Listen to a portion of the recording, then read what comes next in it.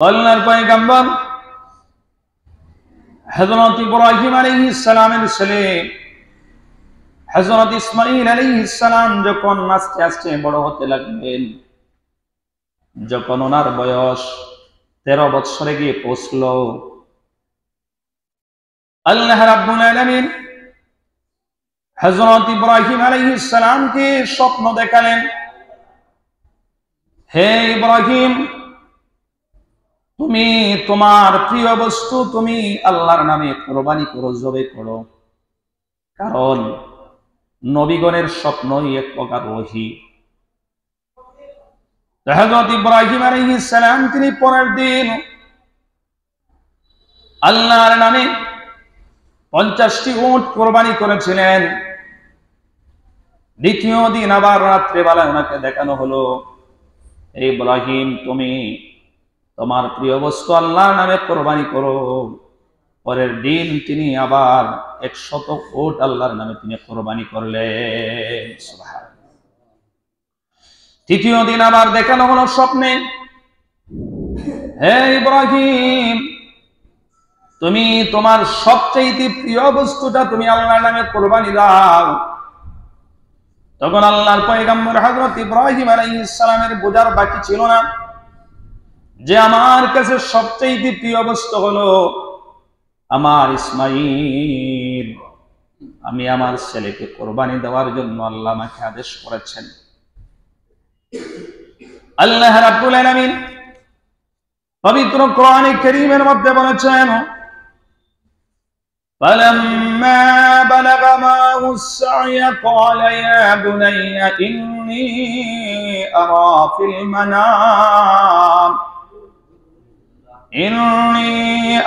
فِي الْمَنَامِ أَنِّي أَذْبَحُكَ فَانظُرْ مَاذَا تَرَى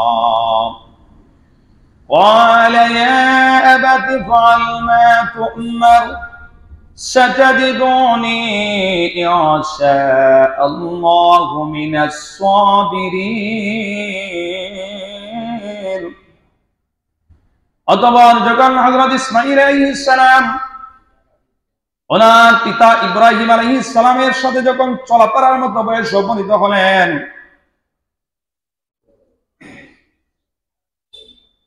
قال يا بني إني أرى في المنام। তখন হযরত ইব্রাহিম আলাইহিস সালাম ছেলেকে বলেন, হে বৎস, আমি স্বপ্নে দেখেছি তোমাকে জবাই করছি। আন্নী আযবাহুকা ফানজুর মাযা তারা। হযরত ইব্রাহিম আলাইহিস সালাম ছেলেকে বলেছেন, ইসমাঈল আলাইহিস সালামকে বলেছেন, বাবা, আমি স্বপ্নে দেখেছি তোমাকে আমি জবে করছি। দেখেন সহনশীল পিতার সহনশীল ছেলের কেমন উত্তর।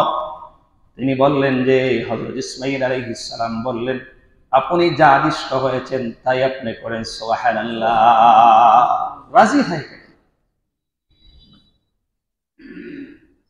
আন্নী আযবাহুকা ফানজুর মাযা তারা, আপনি যা আদিষ্ট হয়েছেন তাই করুন।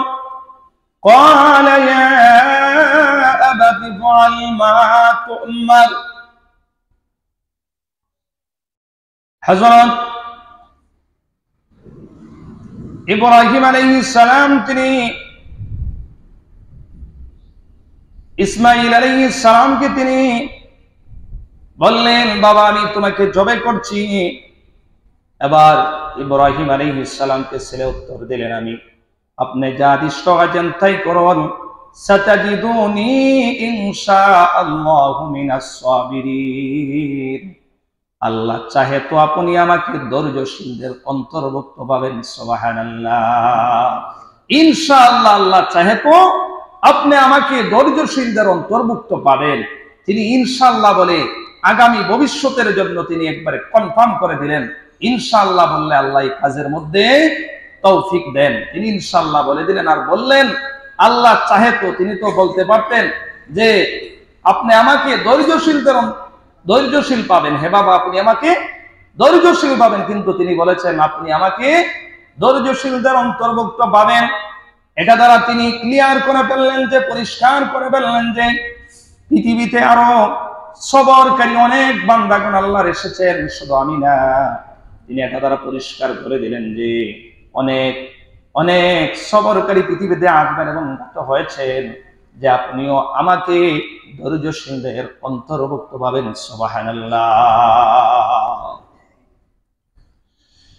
হযরত ইব্রাহিম আলাইহিস সালাম ছেলেকে নিয়ে বাড়ি থেকে বের হয়ে গেলেন। একটা ছুরি হাতের মধ্যে নিলেন, সাথে রশি নিলেন, এমনকি ওনার স্ত্রী হাজেরাও কে বললেন না যে ওনার সন্তানকে যে আল্লাহর রাস্তায় কোরবানি করবেন। রওনা হয়ে গেলেন। যখন মিনা প্রান্তরে আসলেন, তখন শয়তান হযরত ইব্রাহিম আলাইহিস সালামকে প্রতারণা করার চেষ্টা করলো। তিনি 3 বার প্রতারণা করার চেষ্টা করে, যে শয়তান 3 বার তিনি 7টি কঙ্করের মাধ্যমে ওই শয়তানকে তিনি বিতাড়িত করেছে। এখনো মিনায় এই প্রশংসনীয় কাজটা আছে, যারা হাজী সাহেবরা হজে যান, এখনো ওই শয়তানকে কি করা হয়? কঙ্কর মারা হয়। ওইদিকে ইব্রাহিম আলাইহিস সালামের কাছে শয়তান ব্যর্থ হয়ে ওনার স্ত্রী হযরত হাজেরার কাছে গেল। ইসমাঈল আলাইহিস সালামের মার কাছে যাইয়া বলে, শয়তান বলতে লাগলো, হে হাজেরা, তোমার সন্তানকে তোমার স্বামী জবে করার জন্য নিয়ে যাচ্ছে, মেরে ফেলবে। তখন হযরত হাজেরা উত্তর দিলেন, কোন বাবা সন্তানকে জবে করতে পারে না। বললেন যে কোন সন্তান তার পিতা কখনো জব করতে পারে না, আমি বিশ্বাস করি না তোমার কথা। শেষ পর্যন্ত শয়তান বলল, আল্লাহর হুকুম হয়েছে ইসমাইলকে জবে করার জন্য, এজন্য জবে করতে নিয়ে গেছে, তুমি যাও।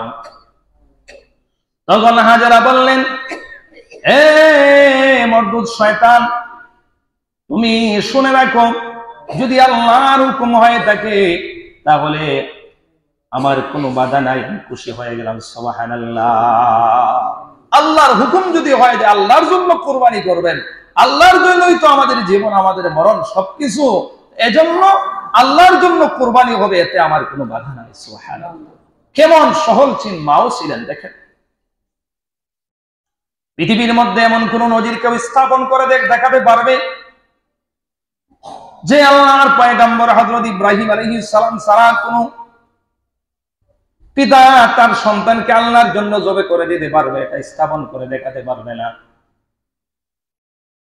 হযরত ইব্রাহিম আলাইহিস সালামকে যখন মিনা প্রান্তরে নিয়ে গেলেন, ইসমাঈল আলাইহিস সালাম বাবাকে বললেন, বাবা, আপনি আমার কাপড় খুলে ফেলেন, আর রশি দিয়ে আপনি আমার হাতগুলি পাগুলি বেঁধে ফেলেন, যাতে করে আমি ছটফট করতে না পারি। যদি আমার হাতের বাঁধ খোলা থাকে, পায়ের বাঁধ যদি খোলা থাকে, তাহলে মৃত্যু বড় কঠিন ব্যাপার, আপনার কষ্ট হতে পারে, আর আল্লাহর কাজের মধ্যে কোনো বিঘ্নতা ঘটতে পারে। সুবহানাল্লাহ। বাবা সন্তানকে বাবাকে ইব্রাহিম আলাইহিস সালামকে বলতেছেন, এখন চিন্তা করেন বাবার কেমন অবস্থা হওয়া উচিত ছিল, যে বাবা আপনি আমার হাত পা সুন্দর করে বেঁধে ফেলুন, আমার জামাটা আপনি খুলে ফেলুন, আর ছুরিটাকে আপনি ভালো করে ধার দিয়ে নিন, কারণ মরণের কষ্ট সবারই আছে। যদি ছুরিটা ভালোভাবে ধার দেওয়া থাকে, তাহলে আমি তাড়াতাড়ি আমার প্রাণটা আল্লাহর রাস্তায় উৎসর্গ হয়ে যাবে, আমার কষ্টটা কম হবে। সুবহানাল্লাহ। এজন্য মুসলমান ইমানদার যারা কুরবানি করবেন, তারা আগে থেকেই আপনারা ছুরিকে আপনারা দাঁত দিয়ে রাখবেন। অনেক সময় দেখা যায়, আমরা অনেক সময় বলে দেই আপনাদের ছুরি আপনারা রেডি রাখবেন, কিন্তু যখন ইমাম সাহেব যান তখন দেখা যায় মানুষ তখন রশি খুঁজে, আর তখন তারা ছুরি দাঁড়ানোর জন্য প্রস্তুত হয়। এখন আপনারা বলেন, অনেক জায়গায় আমাদের যেতে হয়, এজন্য এই কাজগুলো আগে থেকে আপনারা রেডি করে রাখবেন, যাতে সবার কাজটা করতে সুবিধা হয়। এই ছুরিগুলো আপনারা ধার দিয়ে রাখবেন। হযরত ইসমাঈল আলাইহিস সালাম বলতেছেন, বাবা মৃত্যুর কষ্ট সবারই হয়, আপনি ছুরিটাকে ভালো করে ধার দিয়ে নেন। হযরত ইব্রাহিম আলাইহিস সালাম ছেলেকে ভালো করে বেঁধে ফেললেন, হাত পা ছুরিকে পাথরের মধ্যে দাঁড় দিয়ে নিলেন। তখন সমস্ত কাজ তখন সম্পন্ন হয়ে গেল, সমাপ্ত হয়ে গেল। আল্লাহর পয়গম্বর হযরত ইব্রাহিম আলাইহিস সালাম হযরত ইসমাঈল আলাইহিস সালামকে কাঁধ করে শায়িত করলেন। ফালাম্মা আসলামা ওয়া তাল্লাহু লিল-জাবীন, আল্লাহ বলেন অতঃপর যখন তারা পিতা পুত্র উভয়ে আনুগত্য প্রকাশ করল, ওয়া তাল্লাহু লিল-জাবীন, এবং ইব্রাহিম ইসমাঈলকে তখন কাঁধ করে শায়িত করল জবে করার জন্য। ওয়ানাদাইনাহু আইয়া ইব্রাহিম, আল্লাহ বললেন হে ইব্রাহিম।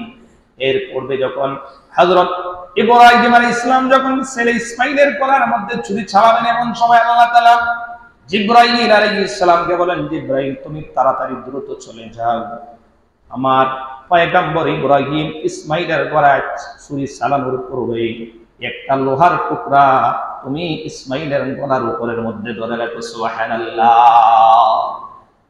যখন তিনি ইব্রাহিম আলাইহিস সালাম ছুরি চালাবেন, এমন সময় জিবরাইল আমিন তিনি একটা লোহার পাত ধরে রাখলেন, কিন্তু দেখা যায় গলা তো আর কাটে না। ইব্রাহিম আলাইহিস সালাম ভাবছেন, মনে করছেন যে মনে হয় ছুরির দাঁড় কমে গেছে, তো দাঁড় দিলাম। তিনি ওনার ছুরিটা সঙ্গে সঙ্গে তিনি হাত থেকে ফেলে দিলেন। ফেলে দেওয়ার সঙ্গে সঙ্গে ওই ছুরিটা একটা পাথরের উপর গিয়ে পড়ে।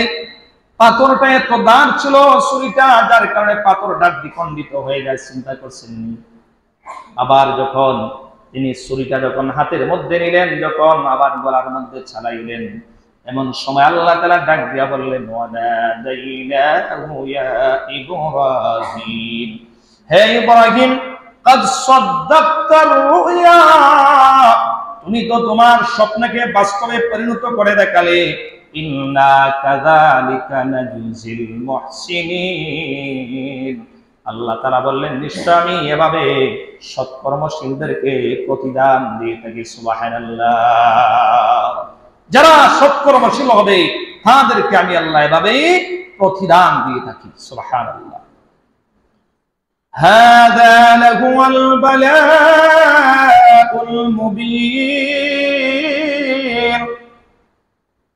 إن هذا لهو البلاء المبين, আল্লাহ তাআলা বলেন নিশ্চয় এটা সুস্পষ্ট একটা পরীক্ষা।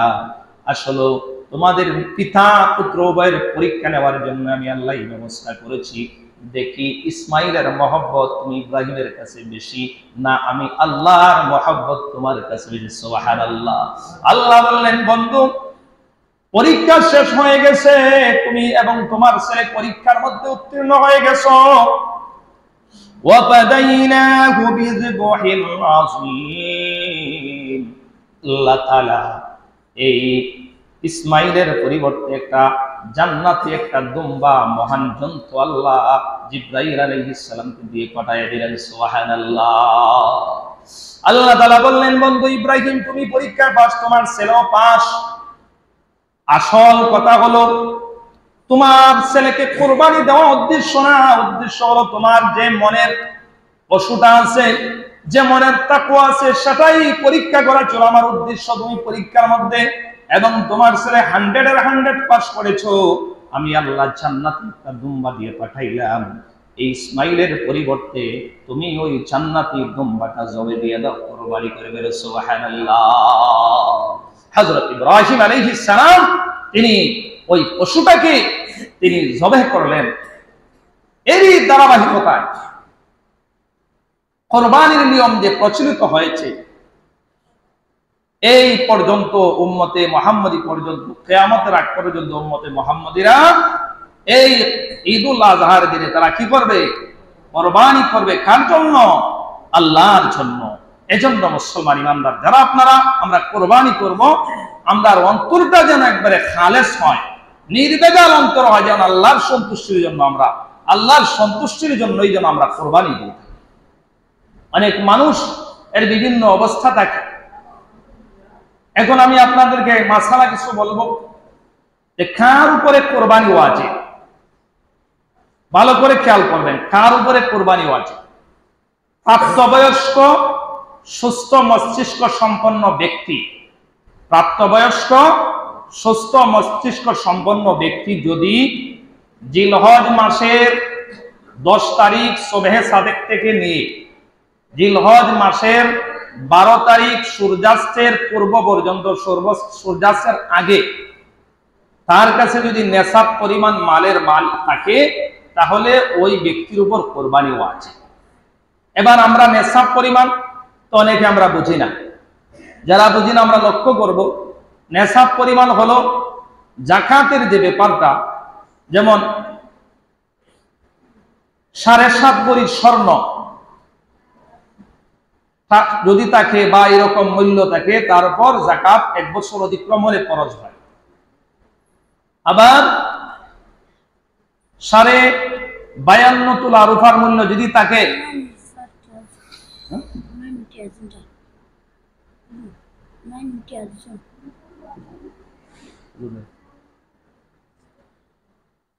তো মুসলমান ইমানদার বলছিলাম যে 52.5 ভরি রূপার মূল্য যদি থাকে, এই জিলহজ মাসের 10 তারিখ থেকে জিলহজ মাসের 12 তারিখ সূর্যাস্তের আগে পর্যন্ত কেউ কাছে যদি পরিমাণ টাকা থাকে, তাহলে তার উপর কোরবানি ওয়াজিব। এর আগে তো অনেক ধনী মানুষ আছেন, অনেকের কাছে এর আগেও তো টাকা থাকে, তো আপনারা তো যাদের কাছে টাকা আছে আপনারা তো প্রস্তুতি নিয়েছেনই, কিন্তু ঈদুল আজহার দিনে অর্থাৎ জিলহজ মাসের 10 তারিখ সুবহে সাদেক থেকে নিয়ে 12 তারিখ পর্যন্ত অনেকের কাছে টাকা পড়েও আসে, তো আপনারা 1, 10, 11, 12 সূর্যাস্তের আগ পর্যন্ত কোরবানি দিতে পারবেন। তবে কোরবানির দিন উত্তম দিন হলো জিলহজ মাসের 10 তারিখ। এখন এই বছর আমি একটা রূপার মূল্য দেখলাম, কয়েকজন মুফতি গন্তারা একটা বর্তমান বাজার মূল্যের গত শনিবারে এটা বাইর করছেন তারা, যে কত টাকা হয় 52.5 তোলা রূপার মূল্য, 67,360 টাকা তারা নির্ধারণ করছে। কারো কাছে যদি নিজের ঋণ না থাকে আর যদি তার কাছে 67,360 টাকা থাকে, তাহলে তার উপরও কোরবানি আছে। আমরা অনেক মানুষ মনে করি আমার তো জমি নাই, আমার তো বাসা নাই, আমার তো এই নাই সেই না, অনেক এরকম মনে করি, কিন্তু না, যদি আপনার কাছে 67,360 টাকা থাকে, তাহলে আপনার জন্য একটা ছাগল বা একটা খাসি বা গরুর মধ্যে একটা অংশের মধ্যে শরীক হওয়া আপনার জন্য আছে। অনেক মানুষ আছেন আবার যে অনেকেই কুরবানির সময় এলে গরু বিক্রি করেন, আছেন না এরকম? তার যদি ঋণ না থাকে, অনেকে আছে 1 লাখ টাকার উপর কোরবানি গরু বিক্রি করে না, 80,000 টাকা বিক্রি করে, 90,000 টাকা বিক্রি করে, কিন্তু তার ঋণ নাই, কিন্তু তার যদি নিজস্ব এটা হয়, বাকিদারের না, নিজস্ব যদি হয়, তাহলে তার উপরও তো একটা অংশ দেওয়া হয়। মনে করে যে আমি তো গরিব মানুষ, কিন্তু আপনার কাছে যদি 70,000 টাকার মতো 67,360 টাকা থাকে, আপনি একটা অংশ দিতে হবে, ওয়াজিব। হাদিস শরীফের মধ্যে আসছে, রাসূল করিম সাল্লাল্লাহু আলাইহি ওয়াসাল্লাম বলেছেন, মান ওয়াজাদা সাআ ওয়া লাম ইউদাহি ফালা ইয়াকরাবান্না মুসাল্লানা। সামর্থ্য থাকার পরও যে ব্যক্তি কুরবানি দেয় না, সামর্থ্য আছে কুরবানি দেওয়ার মতো কিন্তু কুরবানি দিল না, সেই জন্য আমাদের ঈদগাহের মধ্যে না আসে। নবী কত বড় ভয়াবহ কথা বলেছেন মুসলমান ইমানদার, যে সামর্থ্য থাকার পরও কেউ যদি কুরবানি না দেয়, সেই জন্য আমাদের ঈদগাহের মধ্যে যেন না আসে। কত বড় ধমক দিছে। এই জন্য যার কাছে পরিমাণ 70,000 টাকার মতো থাকবে, তারা একটা অংশ আল্লাহর নামে কি করবেন? কোরবানি দিবেন। কেউ যদি মনে করেন যে আমি শরীক হয়ে আমি দিব না, তা অন্যজনের টাকার মধ্যে ভেজাল আছে, আপনি একটা গরু, একটা ছাগল দিতে পারেন, একটা খাসি দিতে পারেন। শরীক না হয়ে যদি দেখেন একটু ভেজাল আছে, শরীক না হয়ে ভালো। আর যদি পিওর মানুষ হয়, তাহলে আপনি শরীক হিসাবে দিতে পারেন। কিন্তু শরীক হলে যে বস্তুগুলা সবার একমাত্র উদ্দেশ্য থাকতে হবে যে আমরা যেন আল্লাহর সন্তুষ্টির জন্য। আর যখন আপনারা শরীক হিসাবে যারা আপনারা গোশত বন্টন করবেন, একবারে পাল্লার মধ্যে উঠাই আপনারা পরিমাপ করবেন যাতে কম বেশি না হয়। আরেকটা মাসালা হলো, এটা তো আপনারা অনেকেই জানেন, তো দুষ্ট বন্টনের নিয়ম হলো এটা হলো 3 ভাগে করা মুস্তাহাব। একটা হলো নিজের জন্য, একটা হলো আত্মীয় স্বজনের জন্য, আরেকটা হলো পাড়া প্রতিবেশী তাদের জন্য। এটাই সর্বোত্তম। আর কেউ যদি 1/100 দিছে, কিন্তু সে যদি মনে করে তার ফ্যামিলির মধ্যে মানুষ বেশি, সে যদি নিজে খায় তো সে খেতে পারবে। তবে উত্তম পন্থা হলো কি 3টা বন্টন করা, নিজের জন্য একটা, আত্মীয় স্বজনের জন্য, পাড়া প্রতিবেশী। যেহেতু আপনারা আল্লাহর জন্য দিবেন কোরবানি, 3টা ভাগ করবেন যাতে যারা দিচ্ছে না তারাও যেন পাবে এই সবটা। আর কোরবানির যে সবটা, প্রতিটা পশমের বিনিময়ে এক একটা নেকি, পশু কোরবানির জন্তুর প্রতিটা পশমের বিনিময়ে এক একটা নেকি আল্লাহ আপনার আমলনামার মধ্যে দিবেন। সুবহানাল্লাহ। আর এই কোরবানি জন্তুটা, এটার খুর, শিং, এই পশম সহ কিয়ামতের মাঠে যদি আপনি লিওয়াজহিল্লাহ আল্লাহর জন্য যদি দিয়ে থাকেন, তাহলে এই পশুটা কিয়ামতের দিন সেটা উঠবে নেকির পাল্লায়। সুবহানাল্লাহ। তো কত সওয়াব! তো আপনারা তো বুঝতে পারছেন কত টাকা হলে কোরবানি ওয়াজিব। প্রায় যদি 70,000 টাকার মতো থাকে, আপনারা একটা অংশ অথবা একটা ছাগল দিয়ে হলো আপনারা কি করবেন, আদায় করবেন। আর আল্লাহর নামে দেওয়া আসলে তো এটা মন ফ্রেশ করে দিবেন। আর যার যে পরিমাণ তৌফিক আছে, তৌফিক অনুযায়ী সর্বোচ্চটা দেওয়াই উত্তম। এখন এটা হলো যার টাকা কম আছে এরা অংশ দিব, একটা ছাগল দিব। যাদের টাকা এখন মনে করেন বেশি আছে, যাদের টাকা বেশি আছে, সম্পদ আছে, তারা আপনার সর্বোচ্চটা দেন। একটা গরু বড় ধরনের একটা যাদের তৌফিক আছে, এরকম আছে, এরকম দেওয়াটাই সরকার আল্লাহর জন্য দিবেন, এটা তো দুনিয়ার আর কারোর জন্য না। এই জন্য যার যার সামর্থ্যই সর্বোচ্চটাই দেওয়ার আপনারা চেষ্টা করবেন ইনশাআল্লাহ। সময়ও সংক্ষিপ্ত হয়ে আসছে। তো এই জন্য মুসলমান ইমানদার, আমরা যে কোরবানি করব এগুলা যেন আমরা বিষয়গুলা খেয়াল রাখি। আরেকটা বিষয় হলো, আমি বলতেছি আপনারা যারা এই কোরবানি করবেন, আমি তো দেখা যায় 3 মহল্লায় দৌড়া লাগে, ধরতে হয়। অনেকেই বলেন যে আপনারা একটু ধৈর্য ধরবেন, আর আগে থেকে আপনারা ছুরিটা দাঁড় দিয়ে রাখবেন। দেখা যায় অনেক সময় উপস্থিত সময় অনেক সময় ছুরি দাঁড় দেয়, এটা আগের দিন আপনারা বাজারে বা সান মেশিন এখান গুলো দিয়া রশি মানুষ ঠিক করে আগে রাখবেন। এখন উপস্থিত সময় যদি আপনি গিয়ে আমি দেখি আপনারা এগুলা করেন, তার একজন আমার পন্ধায় বিরক্ত করে, 3 মহল্লায় তো যেতে হয় আমার। এই জন্য আপনারা এই কাজগুলো আগে করে ফেলবেন। আপনারা যখন ঈদ নামাজ করবেন, বাড়িতে যাওয়ার সাথে সাথে ছুরিগুলা বার করবেন, আর আগেই দাঁত দিয়ে রাখবেন। আর এগুলা হলো মাসালার ব্যাপার। আপনার কুরবানির মধ্যে কেউ শরিক থাকতে পারতো না, বুঝছেন?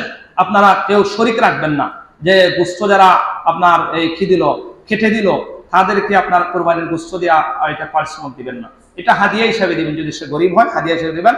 আর সে যদি অর্ধেক দিন করে থাকে বা 2 ঘন্টা 3 ঘন্টা করে থাকে, তার পারিশ্রমিক দিবেন, তারে টাকা দিবেন। মূল যেমন 3 ঘন্টার একটা হিসাব করবেন, তারে কত টাকা দেওয়া যায়, সে তো কষ্ট করছে, এরকম একটা পারিশ্রমিক দিতে হবে। যদি আপনার খালি তার গোস্ত দিয়া দিলেন আর তার কোনো পারিশ্রমিক দিন, তাহলে আপনার কোরবানি হবে না, আদায় হবে না কোরবানি।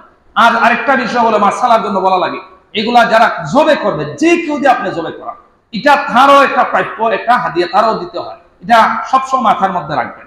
আর যারা জবে করবেন, নিজেও যদি আপনি করতে পারেন করেন, এটা তো আরো ভালো। তবে জবে করার ক্ষেত্রে সতর্কতা অবলম্বন করবেন। কোরবানির পশুর 60টা রগ কাটতে হয়, এটা হলো সহি। আবার 60টার মধ্যে 3টা যদি কাটা হয় তাহলে আদায় হয়ে যাবে। যেমন একটা হলো খাদ্য নালী, শ্বাসনালী, আর দুটো সার, এগুলা কাটতেই হবে। এগুলা ভালো করে যদি কাটা হয় তাহলে কোরবানির পশুর জবাইটা হয়ে যাবে। এখন আর একটা ব্যাপার হলো, অনেক সময় দেখা যায় আমরা জবে করে দিই, ঠিক উজুর দিয়ে হরাইলো ঠিক, কিন্তু দেখা যায় একটু আসলে কোরবানির দিন রক্ত নহর করা মানে কোরবানি করা মানে নহর করা, রক্ত প্রবাহিত হইত, রক্ত কি দিত আল্লাহ রাস্তায় প্রবাহিত হইত। এখন আমরা এই 60টা রোগ কেটে দিয়ে আসলাম। এখন এটা অনেক সময় একটু সময় যায় না, বিভিন্ন গরু প্রাণী তো সবটা সবার না, মরণ তো সবারই কষ্ট হয়, মানুষের যেমন কষ্ট প্রাণীরও কষ্ট হয়, একটু সময় তো লাগবে, রক্ত প্রবাহিত হবে, একটু সময় লাগবে। অনেকে তাড়াহুড়া করার জন্য একটা ছুরি নিয়ে এটার মধ্যে রগের মধ্যে মারি দেয়, কুচা মারি দেয়, বা একটা ঘা দেয়া দেয়, যে মরা রক্তটা এটা সারা বিষক্রিয়া, এটা একটা মারাত্মক, দেখলাম বিজ্ঞানীর ভাবে এটা বিশ্বাস করছে, এটা খুব ক্ষতি এই সারা মাংসের মধ্যে। এটা কি করে, এটা খাওয়াটাও উপকারী না। এরপর এটার আবার এটা হালালও হবে না, এটা যদি আপনি এই অবস্থায় গিয়ে করেন। 60টা রোগ অথবা 3টা রোগ দিয়ে দিব, আর একটু সময় যাক, 10 মিনিট বা 5 মিনিট যাক, অসুবিধা নাই। এরপরে যখন কুরবানির পশুরা যখন মারা যাবে, তখন আপনি এগুলা এই রসি গুলা খুলবেন, এখন রক্ত কাটবেন, এগুলো আপনার সতর্ক থাকবেন। আল্লাহ পাক আমাদের সকলকে যেন সহি ভাবে আমরা যেন কোরবানি দিতে পারি, সকলে বলেন আমিন।